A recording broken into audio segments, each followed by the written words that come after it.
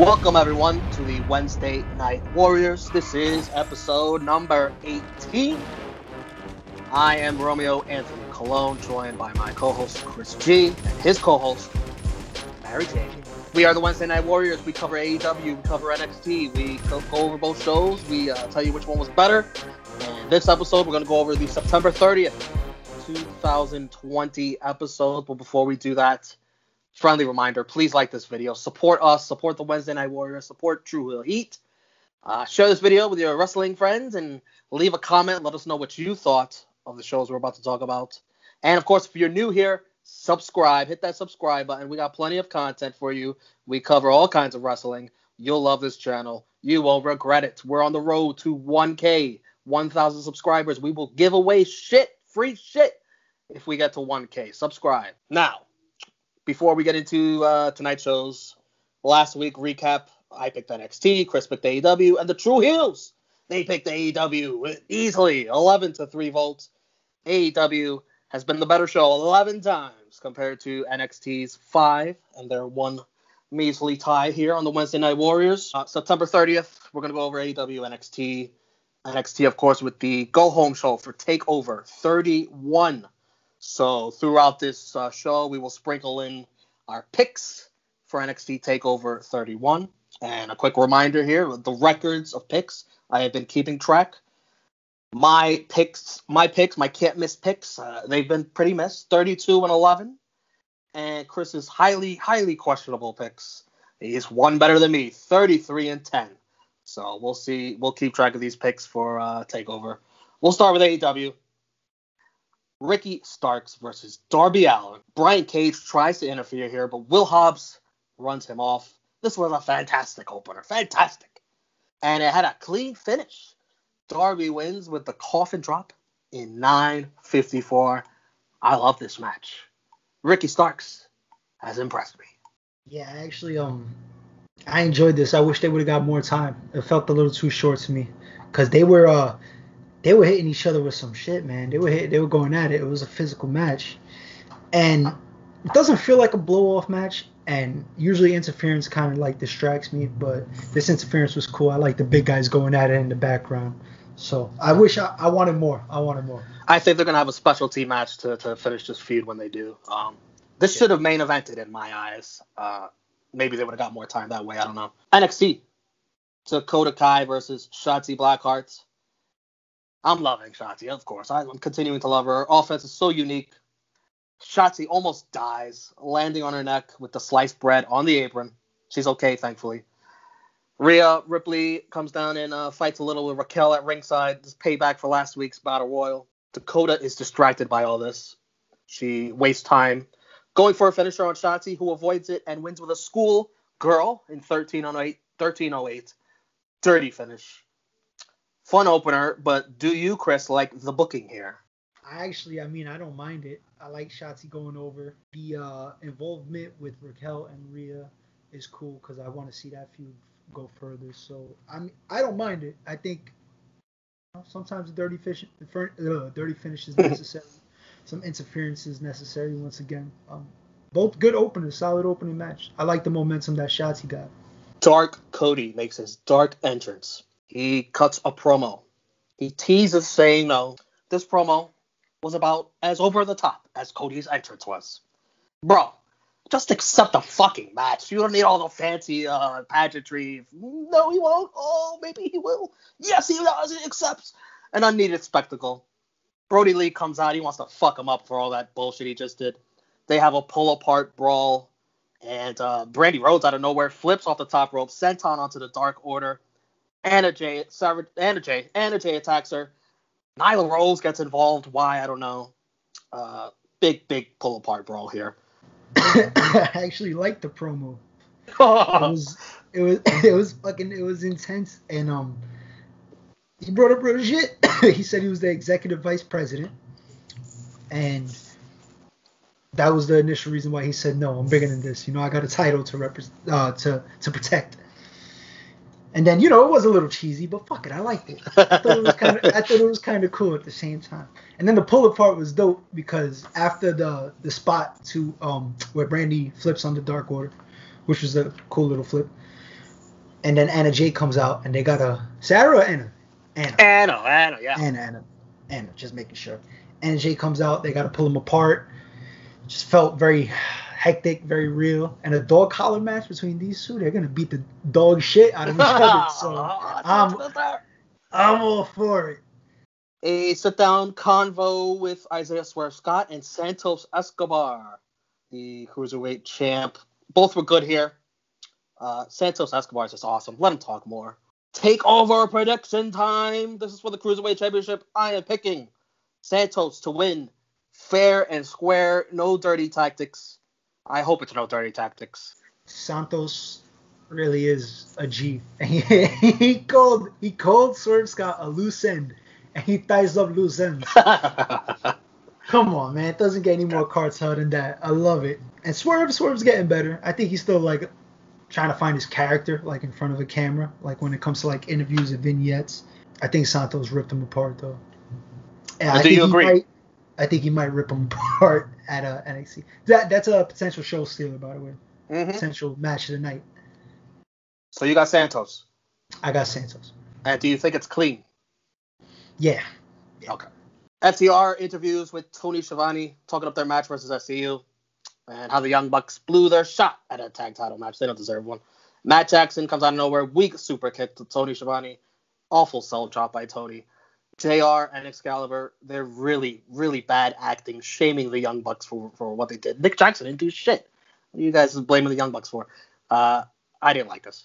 I mean, Schiavone he didn't deserve that. He didn't deserve to get super kicked. The guy's fucking 60-something years old, bro. Let him rock. If he doesn't want to fucking sell the super kick like Leo Rush or some shit, or, like, let him rock. All right? Give him a little leeway. Another vignette of the unknown person going back home at TakeOver. He's on a motorcycle, he or she. Who the hell can this be? We speculated this before. It better not be Bo Dallas on a fucking motorcycle. I'm telling you. It's going to be fucking Wesley Blake or fucking Chuck Palumbo. Jesus. Or Bo Dallas. Oh, man. American, instead of American Badass, it's American Dallas. It's American Bodass. SCU versus FTR for the Tag Team Championship. Spears wishes Scorpio Sky good luck. Hangman is on commentary, drinking, of course.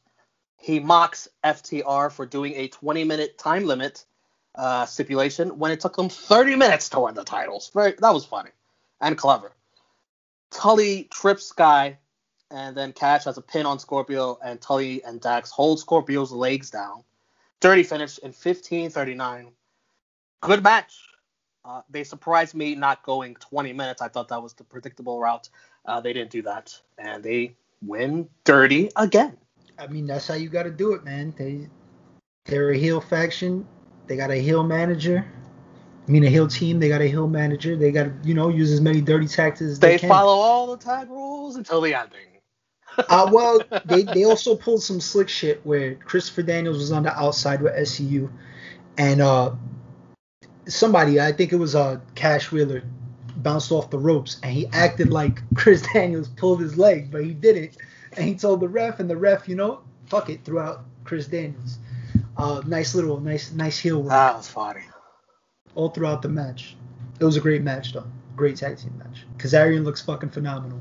The NXT commentary team confirms that Tegan Nox has a torn ACL. Jesus. The female Derrick Rose of NXT, another ACL. It's terrible. The funny part, though, Gargano and Candice are interviewed. They have his and hers Chuck Line jackets. Johnny Gargano says it's fair trade. The broken TV for a torn ACL?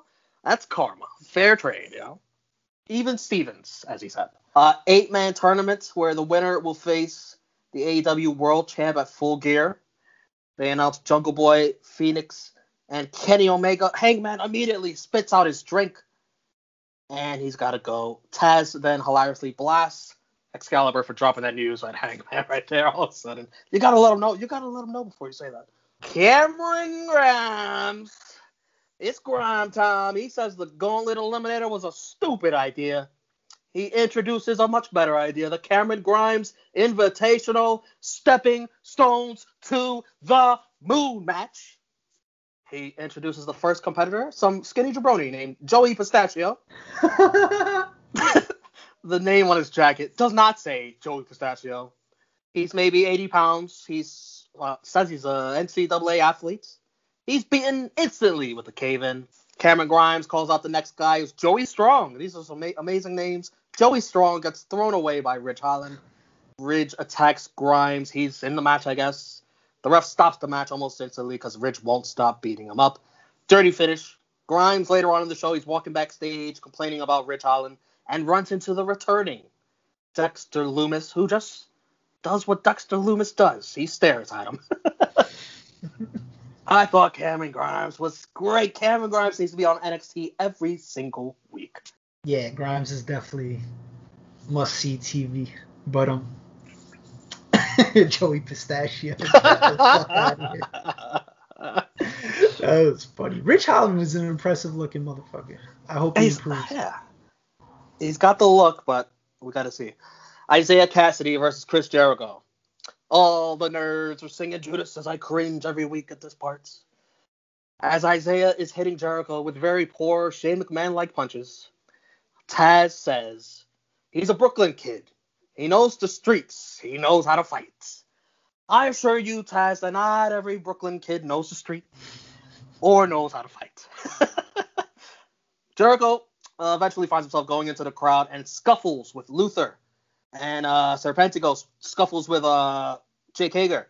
That's setting up a tag match for next week. Cassidy hits a better lion salt than Chris Jericho. Also hits him with the code breaker. Very disrespectful. This disrespectful prick. Cassidy jumps off the top rope and gets Judas effect. He gets elbowed back all the way back to Brooklyn. Jericho wins 11:08. I thought Jericho looked slow and old again. Definitely gassed. Definitely out of shape. Cassidy looked decent. Post-match, the beatdown by Hager and Jericho and Luther and Serpentico again.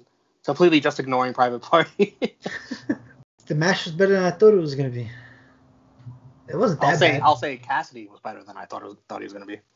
Yeah, and I mean, this is how Jericho works now, man. He doesn't have to fucking go full pace for 11 minutes. I thought we were going to have tag matches with Jericho, and then we go back to a singles match. We're having a tag match next week. He's trying to give his boy Luther a rub. Get back to that. What do you think about Luther and Serpentico out of nowhere? Sort of almost taking the spotlight away from Cassidy and Private Party, which was the original feud. Well, they had an altercation last week too, no? Didn't they get beat up for no reason? Or am I just that high? I think I watched the same episode twice. But either way, it makes sense because behind the scenes, Luther's one of Chris Jericho's like boys from back in the day, so probably just wants to get him that run. You know? Kushida, very aggressive. Kushida squashes Tony Nese hoverboard lock in 2 minutes. Velveteen Dream's on the video screen. Very quickly says all eyes will be on him Sunday. They gave Dream nothing here. It's like 30 seconds talk. Kushida though, he's looking strong. And prediction time. Kushida versus Velveteen Dream. I think Kushida has to win. He better win on Sunday, or the internet will burn. Fire Velveteen Dream hashtags again. You're building him up. You're making him look strong. He better win. There's no way possible he loses his first takeover. This is his first takeover match. Yes. Right? Yeah, there's no way. Miro is throwing blue balls. Kip Sabian is throwing axes. They're in the arcade. Billy Mitchell joins Miro. This is the famous gamer. He has the highest score on Donkey Kong arcade version. Nobody's wearing a mask in the arcade, which I can't believe. Billy says he can help Miro with his bachelor party. This wasn't funny or entertaining one bit. Yeah, it was what it was, man. I just want to see where this shit leads with him. I don't know. Kyle O'Reilly, they do a nice prime target on him, showcasing his time in the past, not wrestling in NXT. He says it's the second wave of the golden prophecy for the Undisputed Era. Just switching the titles around, that's all. Austin Theory was interviewed, and he isn't impressed by how long it took Kyle O'Reilly. After all, Austin Theory is only 22 years old, and he was at WrestleMania. Did you know that? I know that. Adam Cole is in the ring later on.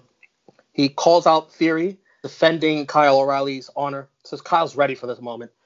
Theory is just great on the ramp here, just mocking Cole with his body language. They wrestle, a bit slow at first. Cole has a chin lock, and Theory is healing it up in the chin lock. He's saying, undisputed crap, undisputed crap.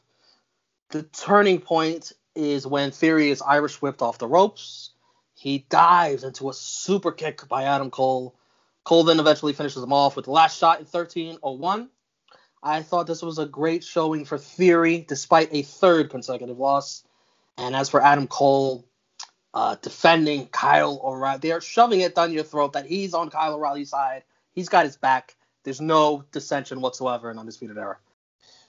It was a good match. Really good match. 13 minutes. I feel like this could be a solid opener. Or that could have been like a solid opener with a little bit more time for a takeover. You know what I mean? But shit.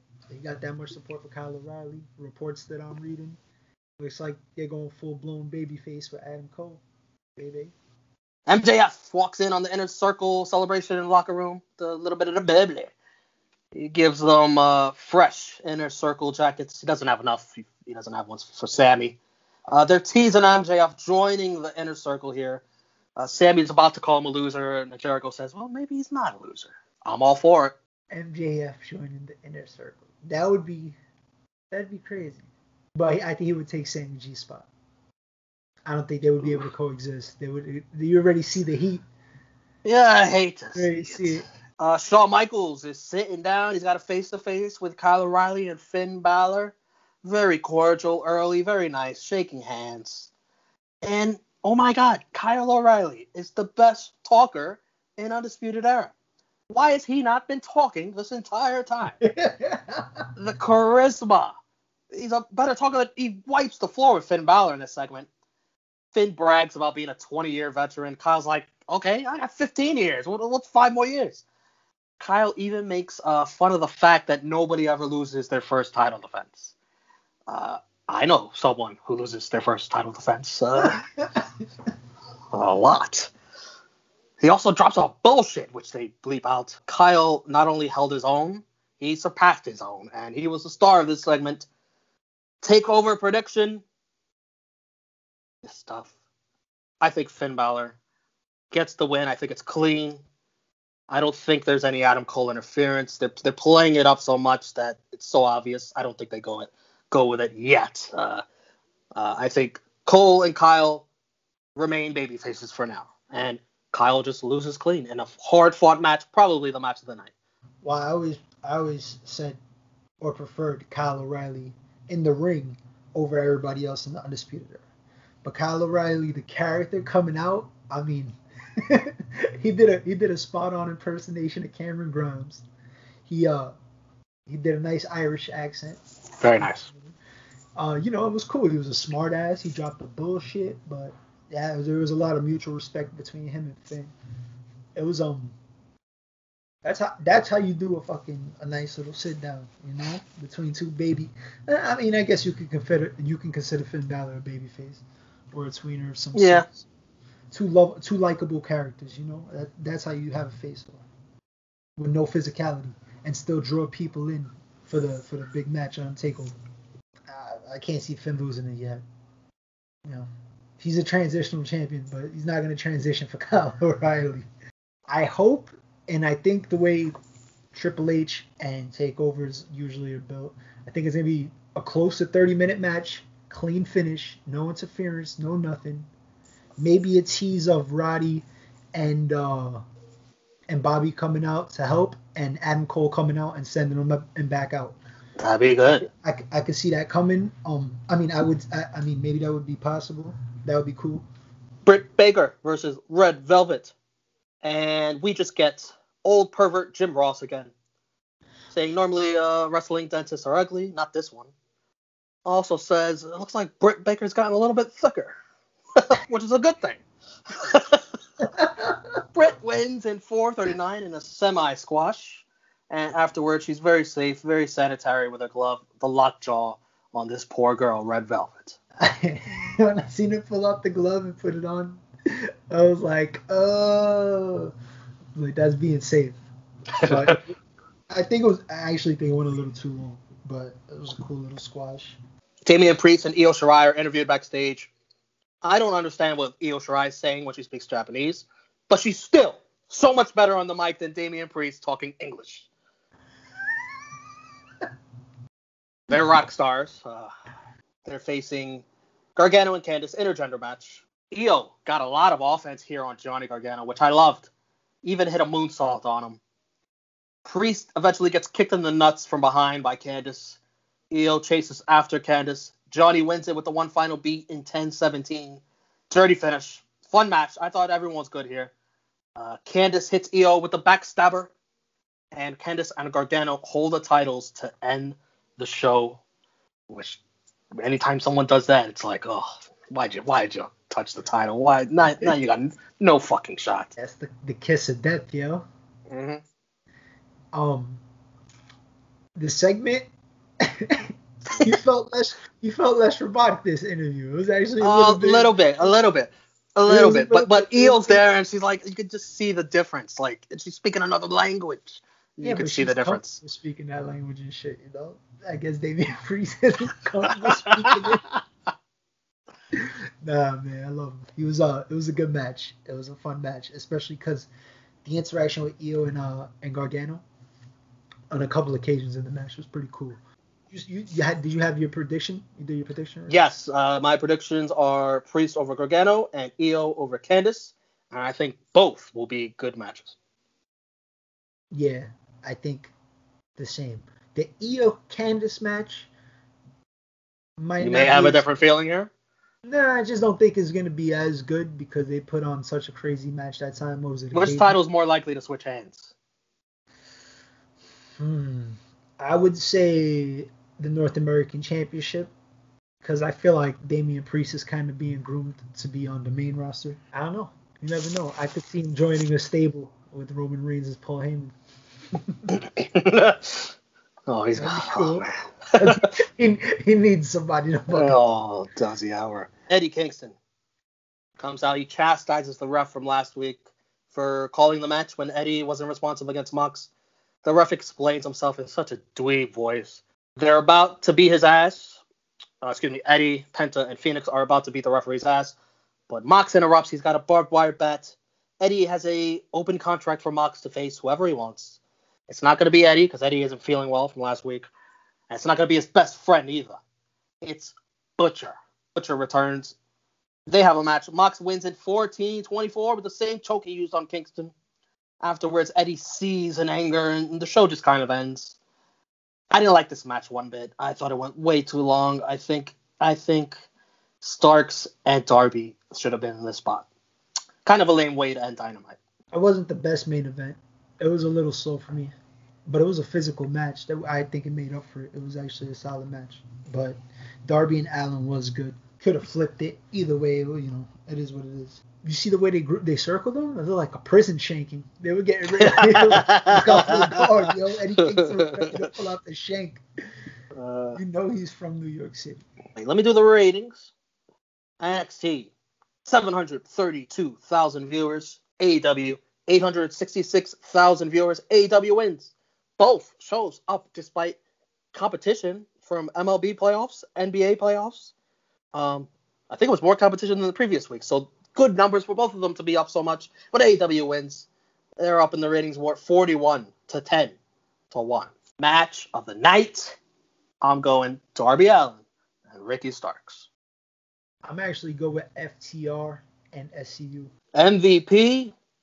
I'm going to go Kyle O'Reilly for that sit-down segment where he just shined. He's the best talker in Undisputed Era. Yeah, Kyle O'Reilly's MVP for sure. Look at that. Jabroni, without a doubt. Joey Pistachio. The 80-pound NCAA. Yeah, right.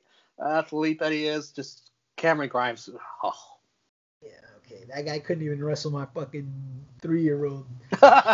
She'll beat his frail ass Joey fucking Pistachio. Joey Jabroni That's my jabroni. Please put this guy on Jointed Jabronis, please.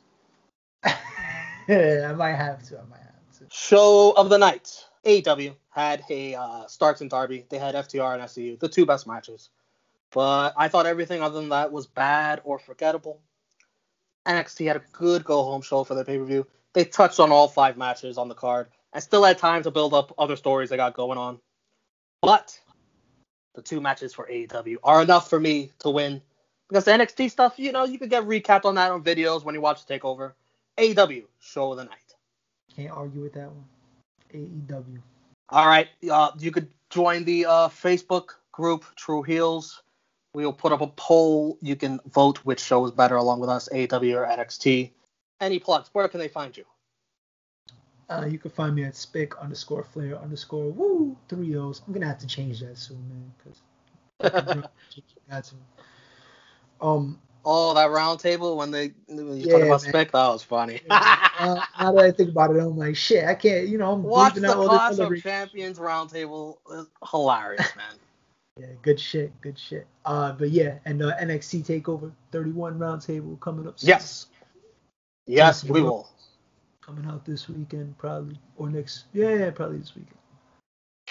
You can find me, the Pride of NY, on Twitter and Instagram. The True Rewind every Monday or Tuesday here on the True Heel Heat YouTube channel, where we go over the Monday Night War. And yes, we will have the NXT Takeover 31 roundtable review with myself, Chris G, Mary Jane, Ness, and I believe Top Guy JJ. We gotta introduce him, the three-time baby making champion. He gets the fancy intro on the round table, not here, not on Wednesday Night War. So we stole his show. We gotta pay him. Okay, well, when you put it like that. All right, so for Chris G, I am Romeo, and also for Mary Jane. Hey, thank you for joining us, watching. Thumbs up this video, share this video, leave a comment, let us know what you think, subscribe. We'll be back here next week and at the roundtable. Thank you for watching. This was the Wednesday Night Warriors, episode 18. Peace.